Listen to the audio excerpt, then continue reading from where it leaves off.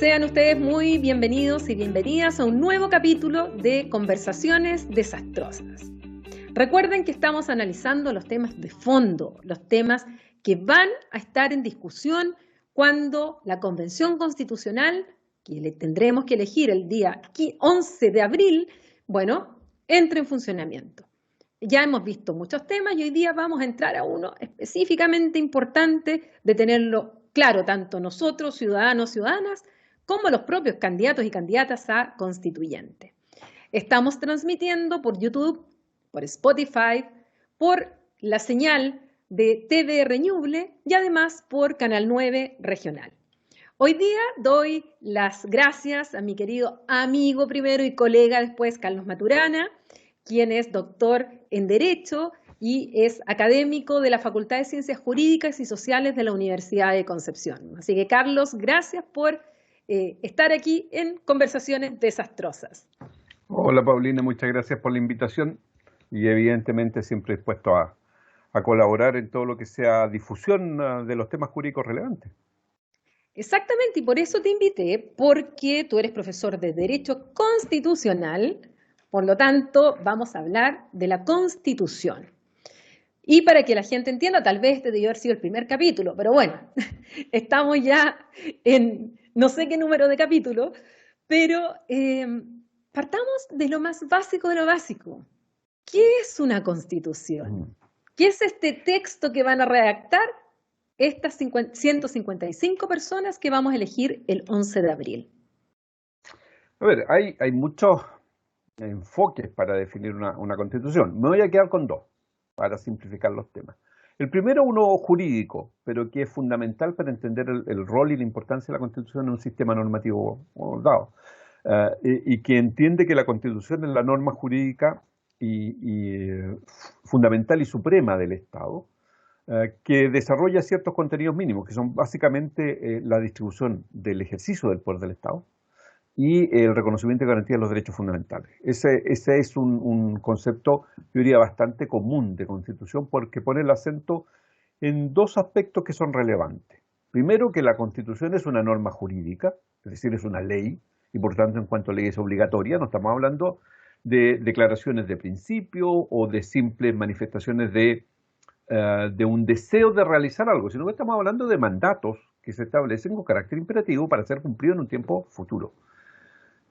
Y no solamente es una ley, es una norma jurídica, sino que algunos hablan de una superley, porque es la norma jurídica que tiene mayor jerarquía dentro del Estado, es decir, es la que tiene, para ponerlo en términos muy simples, mayor valor y que se impone a toda otra norma del derecho interno.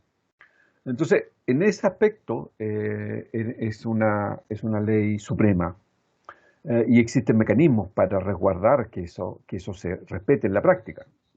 Un tema muy relevante, por ejemplo, la función que cumplen los tribunales constitucionales en la materia o las Cortes Supremas, dependiendo del sistema.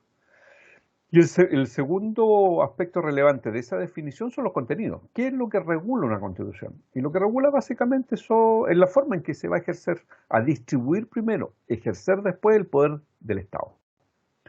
Cómo estructuramos entonces los órganos que van a ejercer el poder, cómo se relacionan entre ellos, cómo se controlan entre ellos, cómo los controla la ciudadanía. Y por otra parte, también muy relevante hoy día, es cómo se reconocen y consagran los derechos fundamentales, cómo se reconocen y cómo se garantizan. Y eso es extraordinariamente relevante porque claramente ahí cada constitución tiene una impronta distinta dependiendo de cómo se aproxime el tema de los derechos fundamentales. Así que yo diría, hay una primera definición ahí que pone los acentos en el carácter normativo y en los contenidos de una constitución.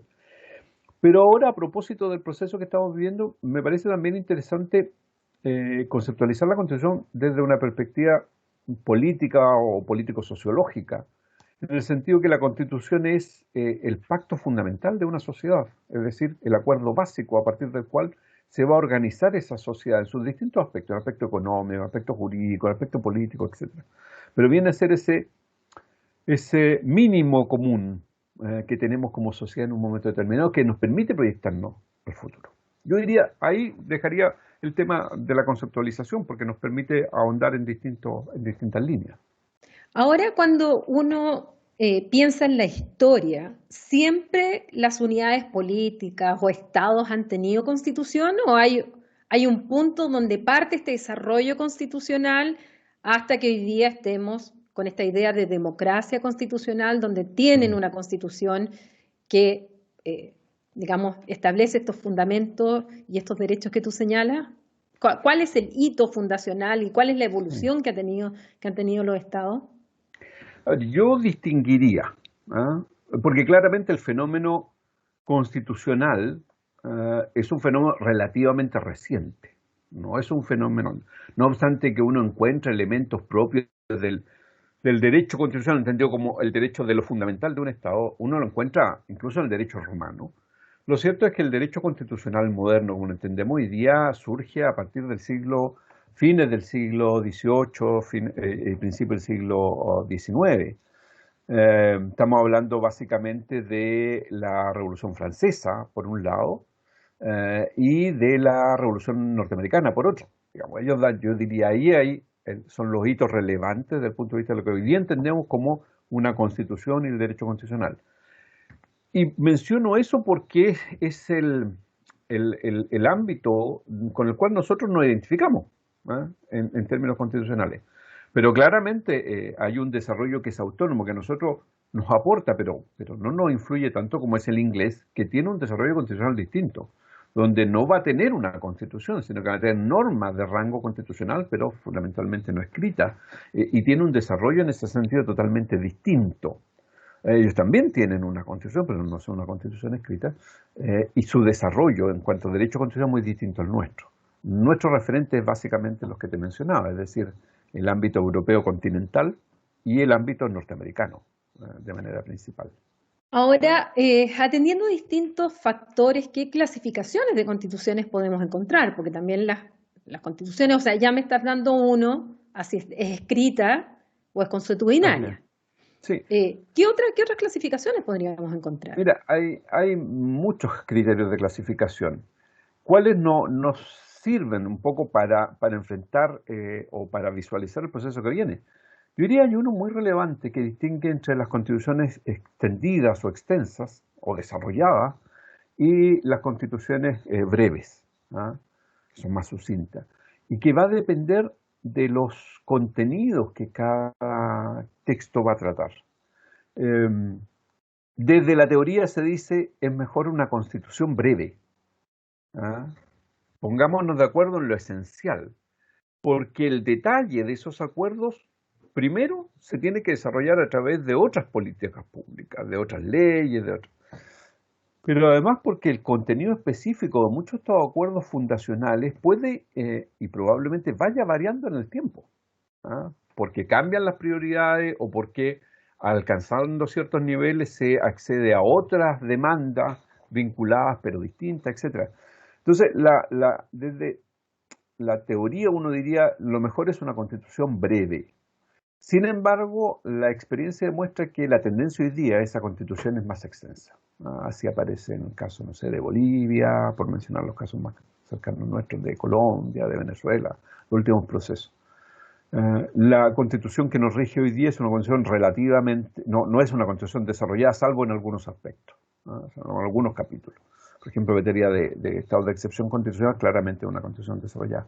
Pero en lo demás, en general, no. Sin embargo, los procesos como el que nosotros estamos experimentando y el trabajo en una convención constitucional donde hay una base de desconfianza mutua importante, probablemente lleve, y creo que en mala hora, a intentar que hasta el mínimo detalle se regule en el texto constitucional. Y ojalá eso no se dé porque no es una buena medida, digamos, previendo a futuro. Así que yo diría, ahí hay una clasificación que es extraordinariamente relevante porque es un desafío al cual nosotros nos vamos a enfrentar en términos temporalmente breves. Hay otras clasificaciones, por ejemplo, una clasificación distingue desde el punto de vista del contenido ideológico que puede estar presente en la Constitución. Y la comento porque en realidad no es una clasificación útil para efectos docentes, digamos. Distingue entre las constituciones ideológicas y las otras que son pragmáticas o programáticas, que no tienen en realidad un contenido ideológico. En realidad, toda constitución tiene un contenido ideológico, toda expresa una ideología determinada. Lo que ocurre es que a veces no es perceptible porque está totalmente compartido o mayoritariamente compartido por la sociedad, no es cuestionado ni es rechazado. ¿Ah? Pero es importante poner el acento en eso cuando construyamos una nueva constitución. Bueno, ¿cuál es el piso ideológico que esa constitución va a tener? ¿Cuáles son los acuerdos fundamentales en materia de los valores que queremos compartir como sociedad? Porque, por ejemplo, valores como la democracia, un tema relevante. Entonces, si bien hay una clasificación, lo cierto es que toda la constitución tiene un piso ideológico y lo que se trata es que, en definitiva, podamos tener conciencia de la estructura ideológica que estamos construyendo. ¿Qué otra clasificación? Hay una clasificación que distingue entre constituciones rígidas, semirrígidas y flexibles en función de la facilidad o dificultad que tienen en su modificación. Recuerden los problemas que hemos tenido como país con la modificación de la Carta actual por los altos quórum exigidos. Ese es un tema que hay que revisar. Tema que además está presente incluso en el mismo funcionamiento de la Convención Constitucional con los 2/3 como condición para la adopción de acuerdos. Siempre estos temas de la mayor o menor dificultad de la modificación de la norma constitucional es un tema muy discutible. Porque por un lado, los quórums más altos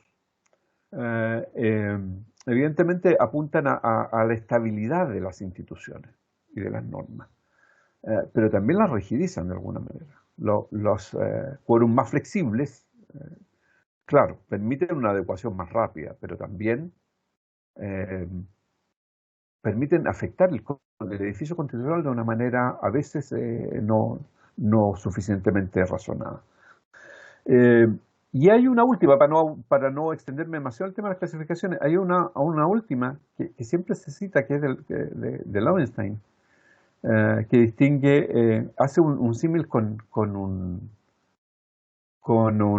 la vestimenta de una persona. Entonces dice, hay unas constituciones que son como un traje que a la persona le queda muy bien, le calza perfecto, son aquellas cuyo contenido se adecua bien a la sociedad que están regulando, y esa sociedad efectivamente vive esa constitución como algo real. Entonces, hay otras constituciones, en cambio, que son un traje que es un poco más holgado, más amplio. No es para la sociedad hoy día, sino que es pensando en una sociedad futura. Hoy día esa constitución no nos acomoda mucho. Pero también dice, hay otras constituciones que son como un disfraz. En definitiva, hay una disociación completa entre la sociedad que se está regulando y el contenido de la constitución que se está redactando. Ese es un riesgo en un proceso constituyente y ese es un riesgo que hay que tenerlo siempre presente. No podemos pretender que a través de la norma constitucional nosotros vayamos a cambiar radicalmente el país.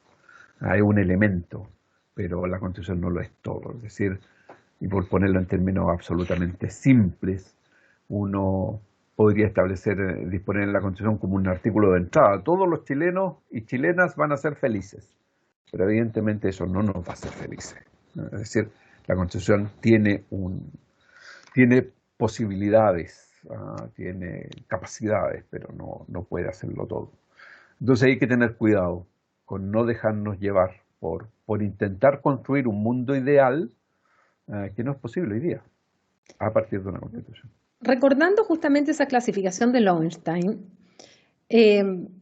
tuvimos un capítulo conversando con la doctora Tania Busch, también académica de la facultad, que una de las cosas que decía era que respecto al Tribunal Constitucional, que era un tribunal que tenía una alta, digamos, mucho trabajo.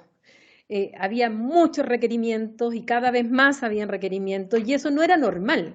Porque normalmente en un tribunal constitucional que tiene que velar porque las normas secundarias estén de acuerdo con la norma principal, con la Constitución, fundamentalmente no nos vamos a meter en el tema de competencia, sino solamente en cuanto a si las normas son o no son constitucionales. Ella me decía, uno parte de la base que el Poder Legislativo y el Ejecutivo cumplen con la norma constitucional, quieren cumplir con la Constitución.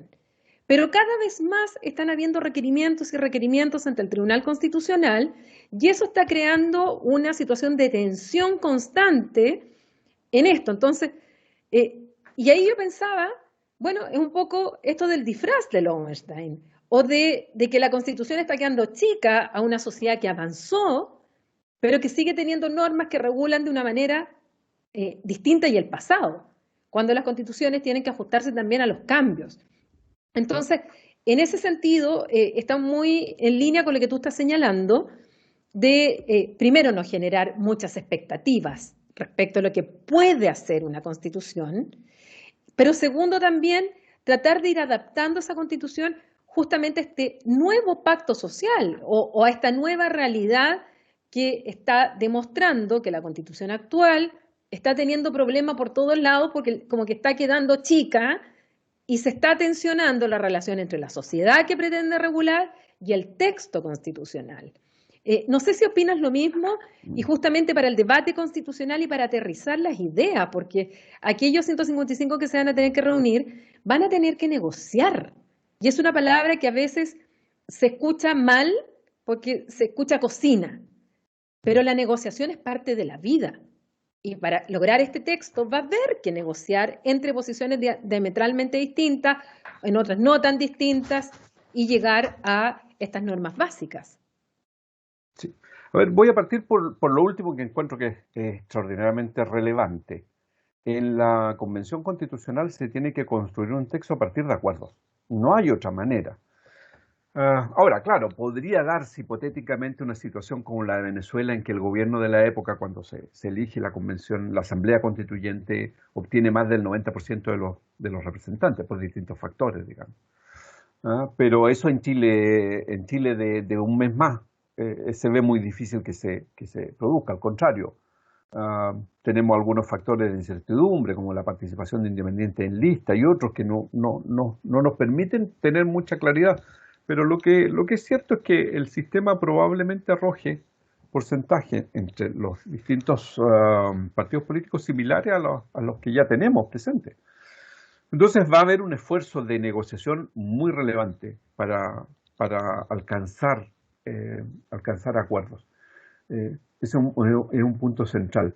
Ahora, respecto al Tribunal Constitucional, yo diría dos cosas. La primera, este Tribunal Constitucional, que no es el original de la Carta de 1980, sino que es el que se reinventa el año 2005, si el primero era malo, este es pésimo. O sea, claramente el diseño de este Tribunal Constitucional, en mi opinión, es muy, muy malo. En todos los aspectos en que uno puede analizar un Tribunal Constitucional. Desde el punto de vista de la competencia, desde el punto de vista de la generación de sus integrantes. Es decir, yo creo que aquí este es uno de los capítulos relevantes que va a tener que ver la Convención. Yo soy partidario que existe un Tribunal Constitucional, porque creo que alguien, aparte de las cámaras, o de quien ejerza el poder legislativo, debe tener la capacidad limitada de poder velar porque efectivamente estas decisiones legislativas se ajusten al contenido constitucional. Pero tiene que ser un tribunal constitucional distinto.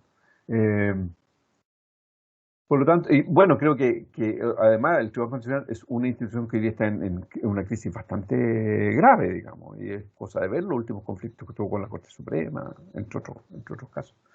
Entonces, hay un problema de diseño que tiene que cambiar radicalmente, pero además, yo creo que una de las características de estos últimos 30 años en materia de derecho constitucional en Chile es que no estamos muy de acuerdo en cómo entendemos las instituciones o qué contenido le damos a ciertos valores consagrados constitucionalmente. Es decir, ¿qué es la democracia para uno? ¿Qué es la democracia para otro? Bueno, hay que hablar del tema de toda la discusión que se dio en relación, por ejemplo, cuando se establece el divorcio vincular en materia civil o cuando se regula el aborto entre causales. O sea, ahí fueron dos puntos bastante críticos. Hay un desacuerdo, yo diría, bastante importante en cómo entendemos el contenido ya sustantivo del texto constitucional. Y eso lleva a que cambia uno o dos integrantes del Tribunal Constitucional y lo que antes era blanco pasa a ser negro o a la inversa. Y eso en cualquier sociedad no es entendible para el ciudadano. No puede entender por qué si el año, no sé, 2007, 2008, la vida empezaba con la concepción, el año 2017 empieza con el nacimiento, con todas las consecuencias que eso tiene en términos jurídicos, pero sobre todo en términos de la realidad de la gente. Ahí hay un tema de fondo que bueno, tiene algunos vías de ajuste, digamos, pero es un tema preocupante porque no hemos logrado, más allá, y ahora que estamos conversando acerca de una nueva constitución, no hemos logrado consensuar algunos aspectos que son relevantes en cualquier diseño constitucional. Y por lo tanto el Tribunal Constitucional, a través de su interpretación, ha ido dando estos contenidos, pero no, yo diría no con la suficiente claridad, precisión, oportunidad que era necesario. Entonces ahí efectivamente es un tema bastante complejo.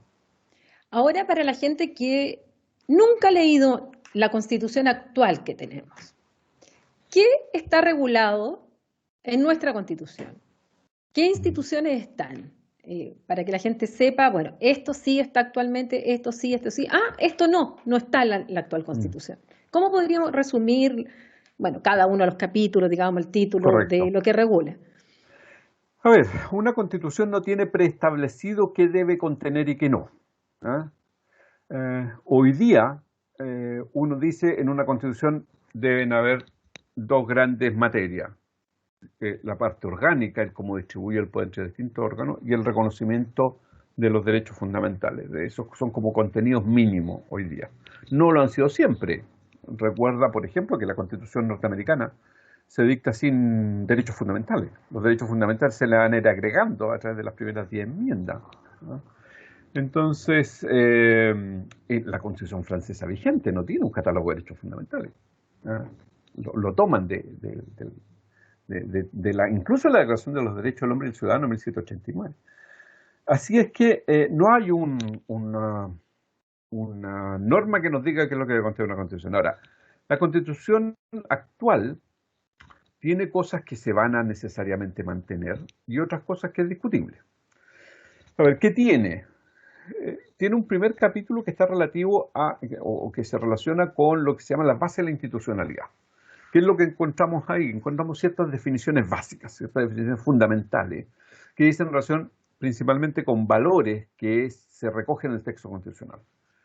Y hay valores de eso que yo creo que deben mantenerse, otros que son revisables, ¿no? Pero hay valores que deben mantenerse. Por destacar algunos, para no ser tan extenso el tema, la centralidad de la persona, es decir, la persona como el centro de toda la actividad del Estado, ¿no? Yo creo que es un tema central. Ahora, la persona hay que concebirla hoy día no solamente en su dimensión individual, por cierto, sino que también en su dimensión social, que creo que eso falta ahí en la Constitución, un desarrollo mayor, pero es un tema relevante. El reconocimiento de los derechos fundamentales como derechos innatos de la persona también es un tema central. El mandato de tener un sistema político democrático también es un tema central. Entonces, hay uno de estos contenidos que pueden estar concentrados en un capítulo que puede estar disperso, eso es un tema bastante aleatorio, que dice relación con ciertos valores fundamentales que la sociedad comparte. Dentro de eso también está el contenido de los derechos fundamentales. El cómo se enfocan estos derechos fundamentales también es muy relevante. Y ahí hay una de las críticas principales a la Constitución de 1980, digamos, la actual, porque tiene un enfoque muy centrado en los aspectos individuales de los derechos fundamentales y con un muy escaso desarrollo de los derechos sociales. Entonces, ahí hay un tema interesante que hay que desarrollar. Hay un tercer contenido en la Constitución que es el que dice relación con las normas sobre nacionalidad y ciudadanía. Pueden estar, pueden no estar, eso es un tema que define cada Constitución. Históricamente, Chile siempre ha regulado las normas fundamentales de nacionalidad y ciudadanía, sobre todo nacionalidad, a nivel constitucional, que es un poco la constante de los países latinoamericanos también. Así que lo más probable es que nosotros mantengamos esa norma de nacionalidad y ciudadanía en la futura Constitución, aunque obviamente con ajustes. Desde el punto de vista del orgánico, ahora, ¿de qué órganos se regulan?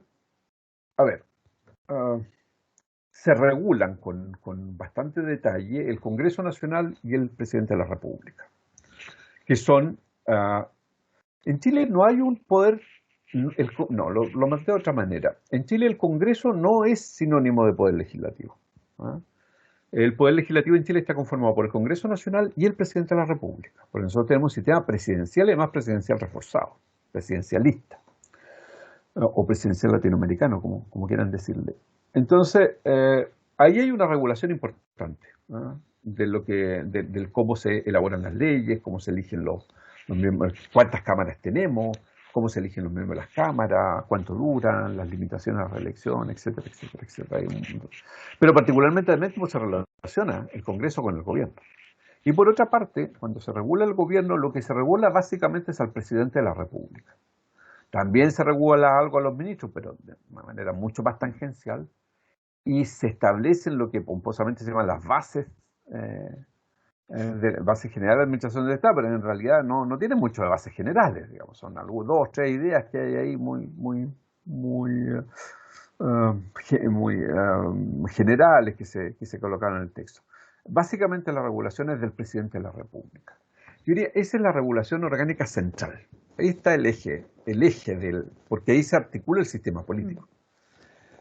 Después hay una regulación sobre el Poder Judicial, que es importante, pero que es muy general porque el Poder Judicial se desarrolla mucho a través de normas legales, códigos orgánicos tribunales, los distintos códigos de procedimiento, etc.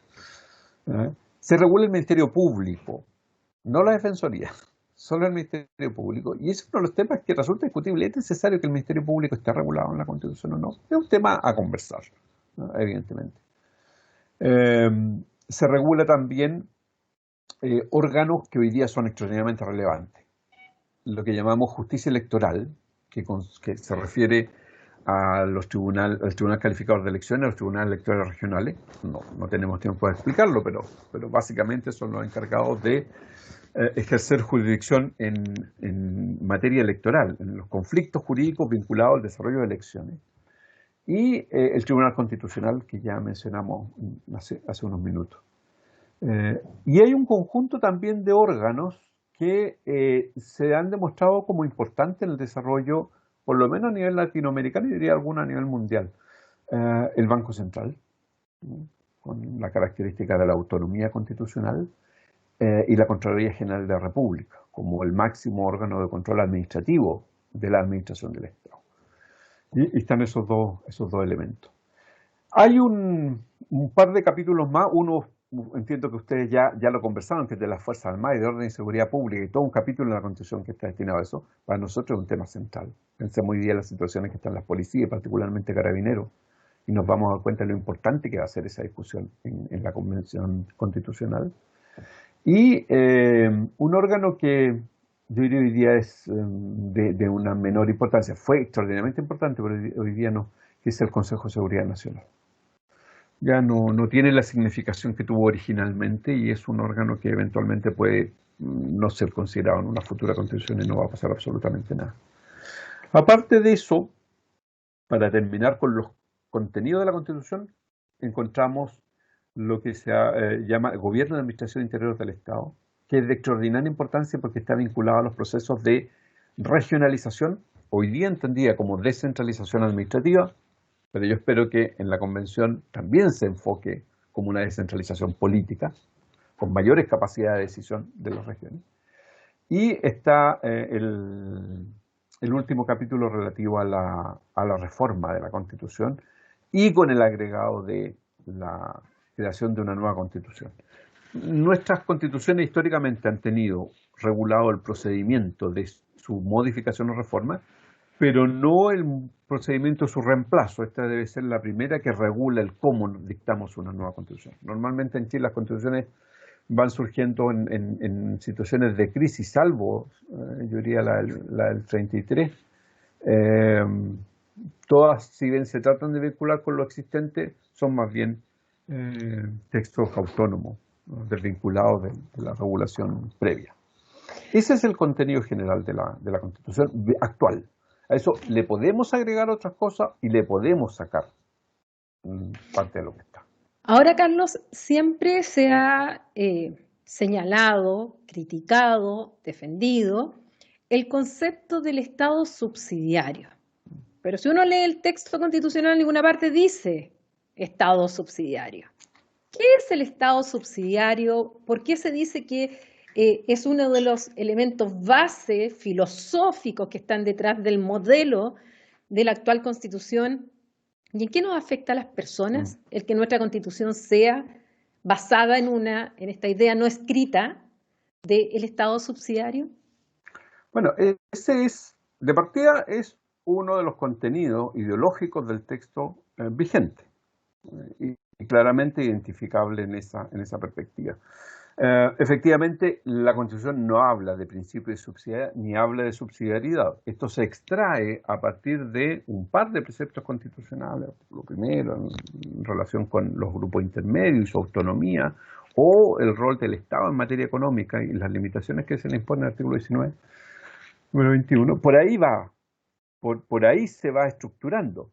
Pero el principio de subsidiariedad es claramente un elemento que se construye a partir de la doctrina y de la jurisprudencia, con una base constitucional. No está desarrollado en la Constitución. Ahora, el principio de subsidiariedad tiene dos maneras de entenderse en términos muy generales. Dos maneras de entenderse. Una que es la tradicional, el que nos dice, oiga, el Estado no debe intervenir en todas aquellas cosas que los particulares puedan hacer por sí mismos, o que las organizaciones particulares. Es decir, es una visión muy limitada respecto de la actividad estatal, y que básicamente lo que hace es extender de manera relevante el ámbito de autonomía de la iniciativa privada, reservándose al Estado, por cierto, ciertas funciones que son básicas, históricas, incluso como normas, materias regulatorias y todo, pero con un énfasis, incluso en esa perspectiva, con un énfasis muy limitativo, es decir, regular pero lo mínimo posible. Es decir, siempre la actividad estatal debe ser el mínimo posible para que la iniciativa privada desarrolle las actividades propias para el bienestar de la sociedad.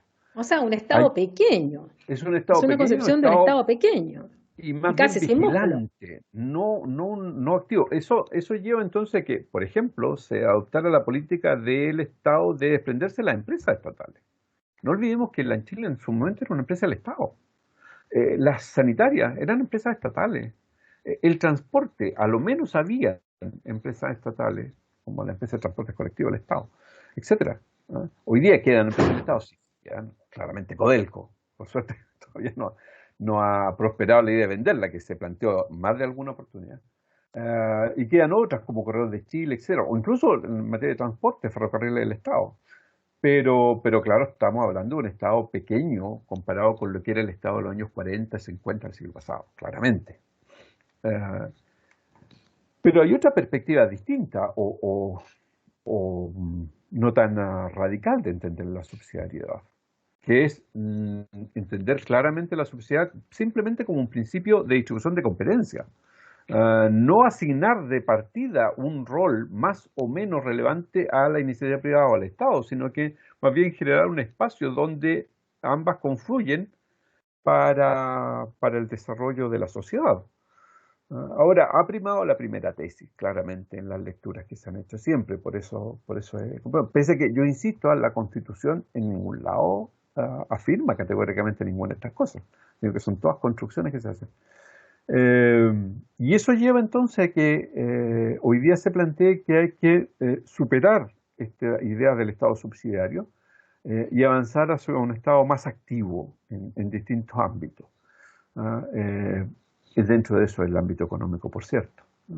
Y eso es uno de los elementos que va a tener que desarrollar la Convención. ¿Cómo se supera el Estado subsidiario que no está expreso? No se trata de derogar una norma, sino de cambiar una forma de entender la Constitución. Básicamente estableciendo principios expresos en la Constitución que apunten en un sentido distinto.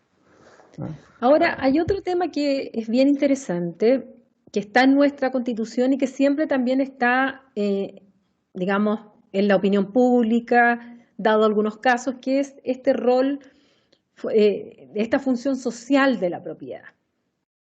¿Cómo podríamos explicarle a la gente qué es esto de la función social de la propiedad y por qué cada cierto tiempo también aparece en el debate público esto que sí está expresamente establecido en la Constitución? Yo insisto, no es la mejor palabra, porque en realidad no lo conversaba antes en esta oportunidad, pero sí lo hemos comentado antes. La Constitución no es solo el texto, sino también son todos sus desarrollos. Y no solo los legislativos, sino que también lo que dicen los tribunales, las opiniones mayoritarias que se elaboran por la doctrina, etc. En materia de propiedad pasa algo similar. Hay una evolución, por cierto, importante, desde las constituciones decimonónicas, donde el concepto de propiedad que había en las constituciones era el mismo que había en el derecho civil, en el derecho privado, y que en Chile empieza a modificarse muy lentamente en el gobierno de Alessandro Rodríguez, después en el de Frei, después en el de Allende, ¿cierto? Y van quedando esos desarrollos hasta el día de hoy, pero son desarrollos lentos. ¿Qué significa la función social de la propiedad o función social del dominio? Significa que la propiedad no solo está destinada a satisfacer el interés privado o individual, el interés del dueño, sino que tiene también ese dueño una responsabilidad en cómo utiliza esa propiedad, ¿no? Eso permite que al propietario se le puedan imponer ciertas limitaciones que tributan en favor de la sociedad, ¿no? Entonces, claro, la Constitución hoy día permite al legislador, porque esa es la vía normal de regular derechos, de limitar derechos fundamentales, limitar el derecho de propiedad privada en función de ciertos factores. Uno de los más interesantes es la protección medioambiental, pero también la seguridad pública, la salubridad pública, los intereses generales de la nación, la seguridad nacional. Esos son los cinco componentes que permiten, o elementos que permiten limitar. Y es la ley la que va a ir desarrollando estas materias. Pero claro, el legislador no ha sido muy generoso en regular la propiedad privada, por ejemplo, para la protección medioambiental. Ahí tenemos discusiones importantes. Ha habido avances, por cierto. Por ejemplo, la protección del bosque nativo y en otros, insuficientes, estamos de acuerdo, pero han existido avances. Pero todavía falta. ¿Por qué? Porque sigue siendo muy fuerte el concepto, no obstante que la propia Constitución permite limitar la propiedad privada en razón de su función social, sigue siendo muy fuerte el concepto de la propiedad privada decimonónica, el concepto de la primacía del interés del dueño, ¿no? Está este contenido del Código Civil, ¿cierto?, que es propio de la propiedad. Y en consecuencia, claro, los desarrollos ahí han sido más lentos. Ahí es un tema interesante, pero es bastante más complejo porque también está vinculado con el concepto amplio de propiedad privada que tenemos en Chile. Una propiedad no solamente sobre bienes materiales, sino que también sobre bienes incorporales o sobre derechos, ¿no? Entonces yo tengo la propiedad sobre los derechos que derivan de mi contrato de arriendo o de un contrato de salud o de cualquier otra naturaleza. Y además, porque el derecho de propiedad está protegido, garantizado por un mecanismo que es muy eficiente, que es el recurso de protección, que nos evita juicios de décadas, que era lo normal en los juicios sobre dominio, y que en 6 meses o un año puede tener resuelta una situación, más allá de la opinión que cada uno tenga sobre el recurso de protección. Entonces, esa mezcla hace que, revisemos los recursos de protección. Muchos recursos de protección se justifican en defensa del derecho a propiedad. La propiedad, la igualdad ante la ley, la vida, yo diría, son de los más recurridos en esta materia. Entonces eso hace que haya un desarrollo de un concepto de propiedad todavía muy fuerte, muy fuertemente radicado en el interés privado, y con poca presencia en el interés colectivo. Y eso, en mi opinión, es un tema que hay que cambiar. Pero ahora, no es solo tema constitucional. Sí. Ahora, Carlos, nuestra Constitución, tú señalabas que primero en cuanto a reforma, o el establecer que dentro de la Constitución se va a establecer una nueva Constitución, no estaba, hubo que reformar la Constitución para eso, pero también nuestra Constitución es aquella que hay un espíritu de mucha desconfianza con la ciudadanía.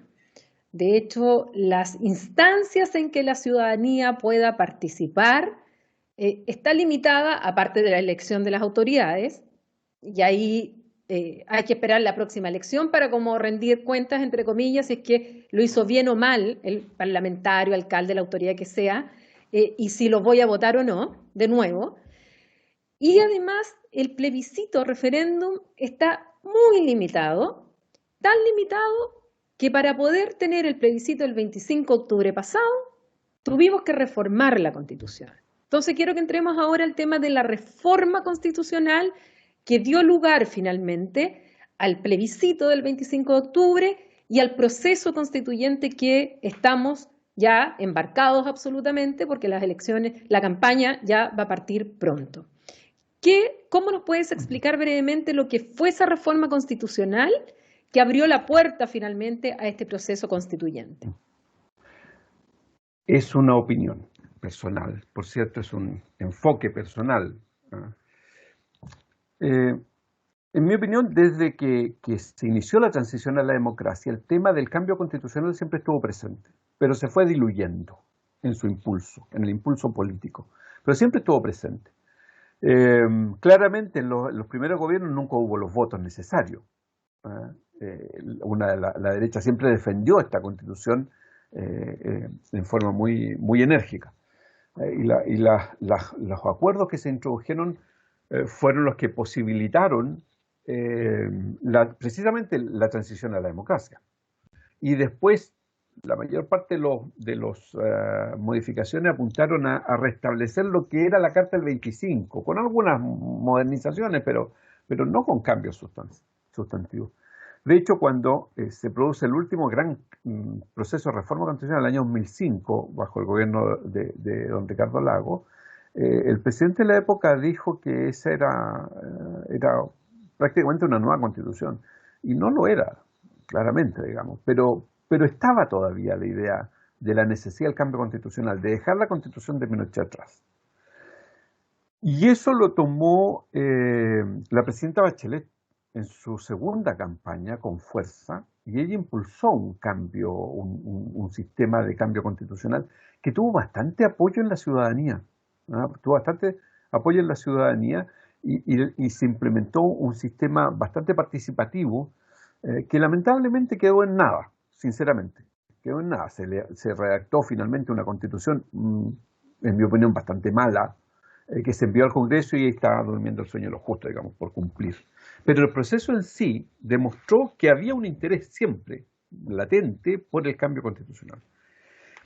Y el año 2019, cuando se levanta esta movilización social, uno se da cuenta que entre las grandes demandas históricas, salud, educación, AFP, surge el tema del cambio constitucional.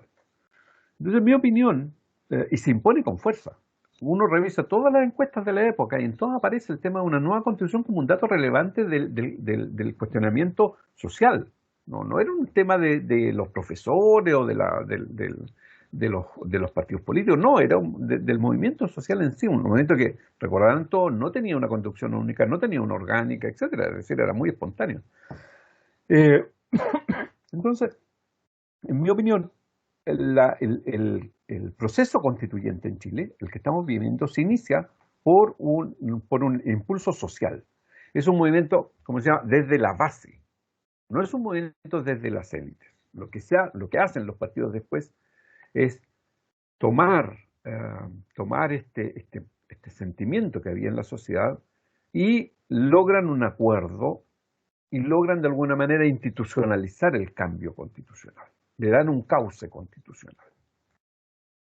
Y en consecuencia ahí llegamos a la situación de definir un procedimiento, que es el que estamos viviendo, con ciertas consultas a la ciudadanía relativo al quién debería hacer este cambio, si una convención mixta, y la existencia de un cierto procedimiento, de un plebiscito de entrada fundamentalmente para dar un inicio al proceso de cambio.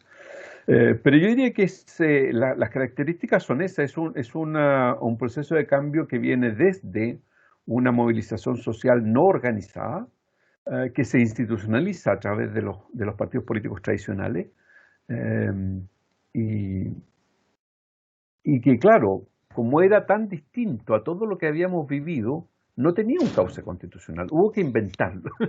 Hubo que inventar ese cauce constitucional. Chocó una paloma en mi ventana.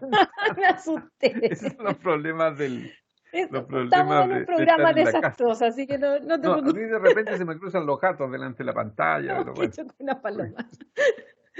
Y yo diría que esa es la que estamos adecuándonos al cómo hacer este cambio constitucional, porque, para ser franco, yo creo que los partidos políticos tradicionales ya habían perdido la esperanza, los que alguna vez lo apoyaron, habían perdido la esperanza de que se produjera en corto tiempo.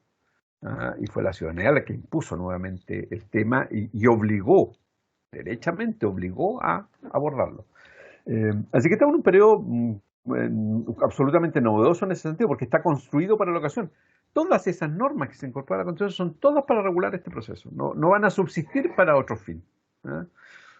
Así es que estamos en una cosa bien inédita y no es descartable que algunos de sus elementos se vayan a seguir modificando. Recordemos solamente que el tema de la participación de los pueblos originarios, de los representantes de pueblos originarios, fue un tema que se consensuó hace bastante poco tiempo atrás. Y en que se incorpora el tema además de las personas, de los temas de discapacidad, que no estaba en la discusión, sino que aparece ahí entre medio, siendo un tema muy relevante, digamos, pero no era de lo que está. Entonces, es probable que haya nuevos cambios, porque claramente nosotros en el sistema institucional tradicional no teníamos mecanismos de participación ciudadana eficiente. No había habido nunca un plebiscito en Chile desde que se dictó esta Constitución. El primero fue el 89, pero era un plebiscito de reforma constitucional que la Constitución ordenaba que se realizara cada vez que había un cambio a la Constitución. O sea, no fue una decisión política, fue una decisión normativa. Después del año 89 no hubo más plebiscitos, porque el plebiscito no está considerado en Chile como un elemento de participación frecuente o común. Es muy poco, salvo a nivel municipal, pero eso es otro ambiente, eso es otro ámbito. A nivel político general no es un elemento considerado. Así es que esperemos un poco a que vamos. A mí lo que me preocupa derechamente es que todo este proceso, que es nuevo, se dé en el marco de una crisis de representación que es preocupante. No es solo local, es de nivel mundial, pero claro, es difícil porque lo que tú mencionabas, el tema de la desconfianza, está en un marco de completa crisis de la credibilidad de los ciudadanos en sus representantes naturales, que son los partidos políticos. Siguiendo el análisis, Carlos, respecto a la reforma constitucional,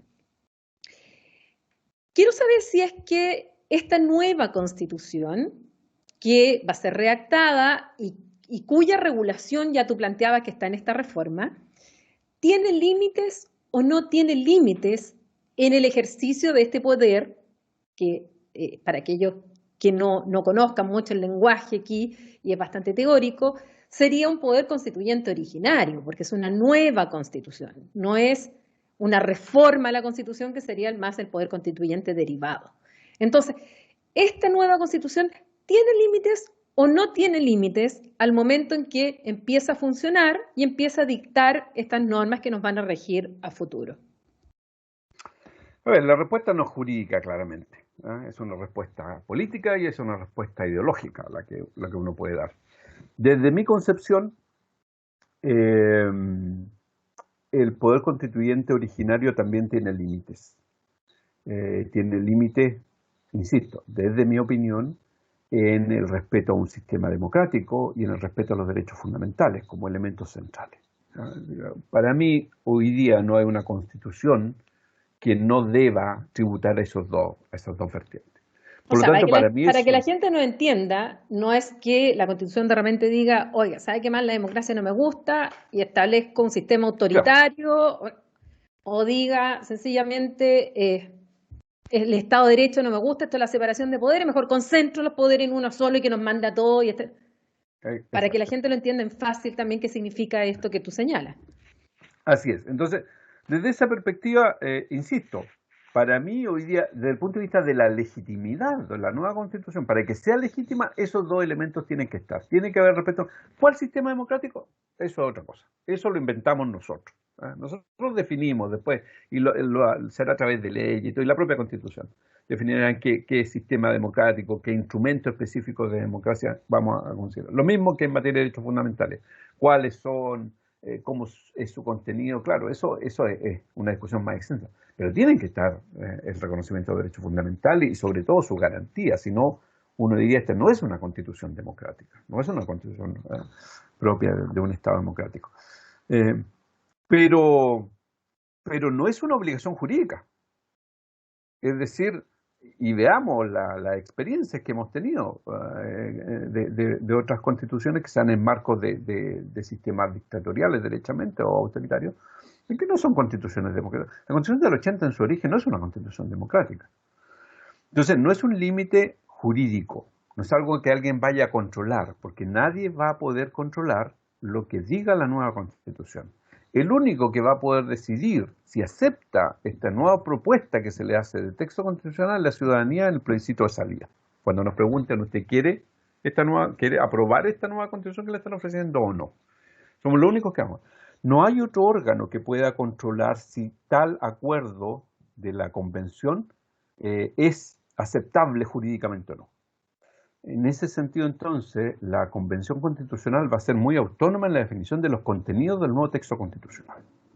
¿Y ahora qué hacemos con el artículo 135 que establece esta reforma constitucional y donde establece como límites el hecho de ser una república, el Estado de Derecho, democrático, y los tratados internacionales ratificados por Chile y que se encuentran vigentes? Y las sentencias judiciales firmes. Y las sentencias judiciales firmes. Esa es una cláusula que no tiene cómo hacerse efectiva. Es decir, si la convención el día de mañana estableciera algunos contenidos, aprobar algún artículo que fuera contra alguno de estos, por ejemplo, vamos a una situación que desconociera una sentencia judicial firme, no hay cómo obligarlo a que respete lo que está establecido en la actual Constitución. No hay un mecanismo, porque la propia Constitución actual, que es la que genera el marco para la actuación de la Convención Constitucional, señala que ningún órgano puede revisar las decisiones de la Convención. Solo la Corte Suprema tiene esa facultad. No voy a hablar del procedimiento porque es más específico, pero la Corte Suprema. Y en realidad no es que sea la Corte Suprema en pleno, sino que son comisiones creadas a partir de la Corte Suprema, salas, las que van a ir resolviendo caso a caso. Y esas salas van a ir cambiando sus componentes. Entonces no hay manera de que alguien pueda reclamar contra una decisión de la Convención. Oiga, pero es que esto no es democrático, o no, esto atenta contra un tratado tal o cual, o esto atenta contra una sentencia que ya está firme. Porque aun cuando así fuera, no hay ningún órgano que tenga la capacidad de hacer esa declaración. La Corte Suprema o estas comisiones que se configuran a partir de la Corte Suprema solo pueden revisar cuestiones que se relacionan con el procedimiento, no con las decisiones de fondo. De hecho, la propia Constitución actual dice expresamente que los temas de fondo no son revisables. Entre otras cosas, si no lo dijera, la conclusión sería la misma, porque cuando actúa el poder constituyente originario uno no puede entender que esté supeditado a lo que haya establecido previamente el constituyente derivado, que es precisamente, o instituido, que es precisamente una consecuencia de la actuación del constituyente originario. Así es que desde esa perspectiva es una norma que lo que pretende es fijar un marco valórico para la actuación de la futura Convención Constitucional, pero que no tiene, en mi opinión por lo menos, no tiene una manera de hacerse efectiva. El Tribunal Constitucional no podría intervenir en ese ámbito, tampoco podrían hacerlo los tribunales a través del recurso de protección, que son las dos grandes vías hoy día de cuestionar todos estos temas, digamos, recurso de protección o Tribunal Constitucional. Por ninguno de los dos, por las dos vías se puede. Por lo tanto, es simplemente un marco de referencia que se le fija a la Convención Constitucional y que la Constitución Constitucional tendrá que ver, en definitiva, cómo lo implementa, qué contenido le da, cuánto respeto le merece en función de sus propias convicciones. Y con esto no digo que rompa esto, me parece claro que una nueva Constitución no puede modificar una sentencia judicial firme, me parece que algo que es jurídicamente razonable. Lo único que me parece razonable es la preservación del sistema democrático, del Estado de Derecho, pero no son jurídicamente imponibles. Ahora, ¿y qué pasa con los tratados internacionales? ¿Qué pasa si es que la Constitución puede, la Convención Constitucional, por ejemplo, decir, yo ahora, ipso facto, dejo sin efecto todos los tratados internacionales o este tratado de libre comercio o este tratado de inversiones o este tratado de cooperación o este tratado de fronteras. Yo decido que lo dejo sin efecto. Ahora. Bueno, es un tema que ¿Qué está problema nos hoy plantea? día en discusión. Yo creo que es un tema más propio de los internacionalistas que de que tanto mío, por lo menos. No voy a hablar por los demás. Pero yo tengo dos cuestiones muy claras. Primero, una constitución normalmente no es el medio para resolver sobre la mantención o la terminación de un acuerdo internacional, porque eso tiene procedimientos distintos. Y lo segundo, que aun cuando se implementara, porque jurídicamente es posible, si la nueva constitución puede disponer muchas cosas, digamos, y no hay quien la controle el sentido, solo la ciudadanía la que puede decir, no, esto no nos gusta, por lo tanto, no vamos a aprobar la nueva constitución. Cuestión que sería bastante compleja, pero es posible, si fuera demasiado mala la nueva constitución. Por lo tanto, jurídicamente sí, es posible que se pusieran esas normas, pero cuidado porque una decisión de esa naturaleza eventualmente puede poner al Estado de Chile en conflicto con el derecho internacional al incumplir su obligación internacional. Por lo tanto, hacerlo pasible de responsabilidad. Vamos a ser responsables ante la comunidad internacional de romper nuestros compromisos a partir de mecanismos que no están reconocidos en el derecho internacional. Porque el derecho internacional, hasta donde yo recuerdo, nunca ha reconocido que la carta, que una constitución tenga la capacidad de ponerle término a una relación internacional válida, a una vinculación jurídica internacional válida. Por lo tanto, y me quedo en ese punto, creo que jurídicamente y políticamente es un tema muy complejo y que claramente lo que hay que evaluar es la posición del Estado frente a la comunidad internacional. No es una cuestión de proceder de buena a primera en función de lo que uno entiende que es lo mejor en un momento determinado. Para terminar, Carlos, ¿qué recomendación tú le harías como profesor de Derecho Constitucional a aquellas personas que están siendo hoy día candidatos o candidatas a la Convención Constitucional? Sobre todo ahora que empieza el periodo de campaña, donde además, junto a la campaña de los convencionales, nos vamos a encontrar con la campaña de aquellos que van a los otros 3 cargos que se van a elegir, gobernador, gobernadora, alcalde, alcaldesa, concejal, concejales, pero directamente a los que van a la candidatura de convencional. Tú, como profesor de Derecho Constitucional, ¿qué recomendación le harías para sus campañas? Porque sé que muchos de estos programas lo están viendo justamente candidatos y candidatas a la constituyente.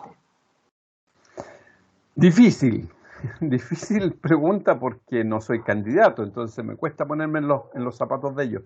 Pero eres un asesor, pongamos tú, claro, de un candidato o candidata. A ver, yo creo que lo básico en esta materia es no generar expectativas que después no puedan cumplir.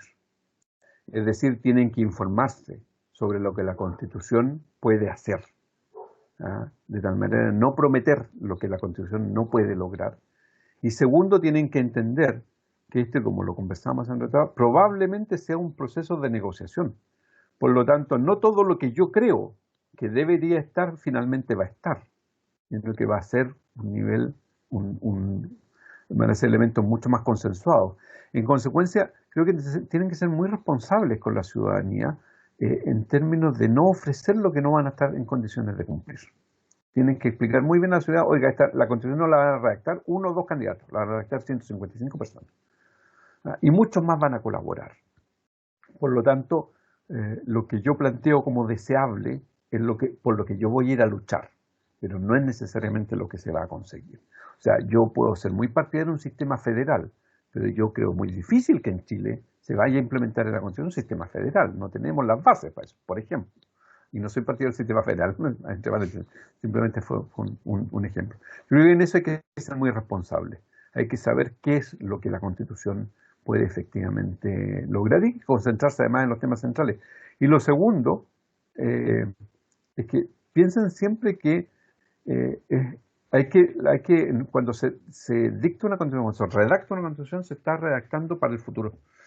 Por lo tanto, no pretendamos zanjar todos los problemas que tenemos hoy día en la Constitución. Pues eso va a significar que a corto plazo esa Constitución no nos va a servir. Pensemos en una Constitución mucho más general, mucho más breve, mucho más amplia, que nos sirva por mucho tiempo más. Y en que estén reflejados los acuerdos centrales de la sociedad hoy día. Bueno, Carlos, te quiero agradecer muchísimo que hayas estado en Conversaciones Desastrosas y con un tema tan importante. Yo decía, este debió haber sido el primer capítulo, pero no lo fue, pero es un capítulo básico para poder entender todo el proceso constituyente. Así que gracias de nuevo por, de manera tan clara, haber explicado estos temas, que no solamente son importantes para aquellos que van como candidato o candidata, sino también en general para la ciudadanía. No, muchas gracias por la invitación y siempre disponible a conversar. No hay problema con eso. Lo sé. Bien, y a ustedes muchas gracias de nuevo por su sintonía. Recuerden, estamos en nuestro canal de YouTube, en Spotify. También se transmite por TVR Ñuble y por Canal 9 Regional. Nos vemos entonces en próximas Conversaciones Desastrosas. Hasta pronto.